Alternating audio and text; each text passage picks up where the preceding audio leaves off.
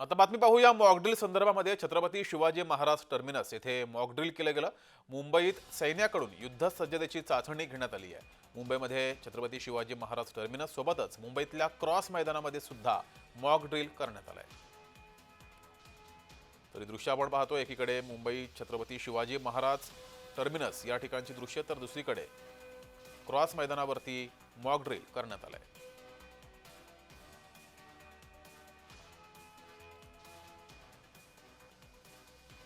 पहलगाम हल्ल्याचं प्रत्युत्तर म्हणून भारतानं पाकवर एअर स्ट्राईक केला। भारताच्या ऑपरेशन सिंदूर नंतर मुंबईकरांना नेमकं काय वाटतंय, मुंबईतील युवा पिढीला नेमकं काय वाटतंय, याचा आढावा घेतलाय आमचे प्रतिनिधी शुभम उमाळे यांनी। पाहूयात।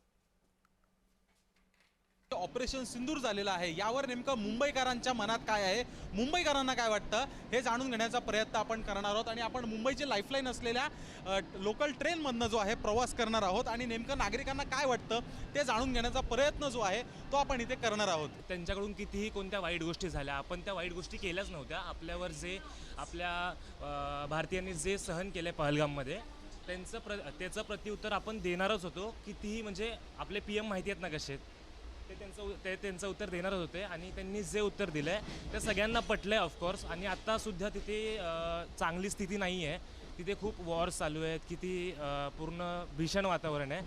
आणि ते बघून आम्हाला तरी बरं वाटतं आहे की त्यांनी ते भोगलं आहे आणि ते भोगायलाच हवं आहे त्यांना। इंडियन नेव्हीने डिप्लॉय केलेले आपले शिप्स, तर तुम्ही जर बघत असाल न्यूज तर ती जास्त पसरवू नका, सो दॅट त्यांना खबर नाही जाणार ती, हे पण आपण बघितलं पाहिजे। सो युवा पिढीची ही जबाबदारी आहे की आपण नीट आपले न्यूज सोशल मीडिया आपण यूज केलं पाहिजे आणि बाहेरच्या बाहेर नाहीच गेलं पाहिजे।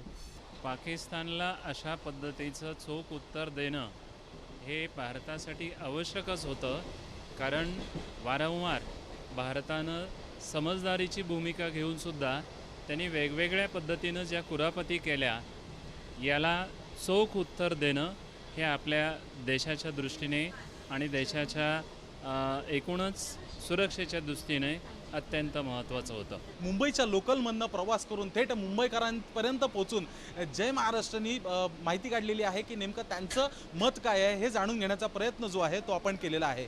व्हिडिओ जर्नलिस्ट विजय देशमुख सोबत मी शुभम उमाळे, जय महाराष्ट्र न्यूज, मुंबई।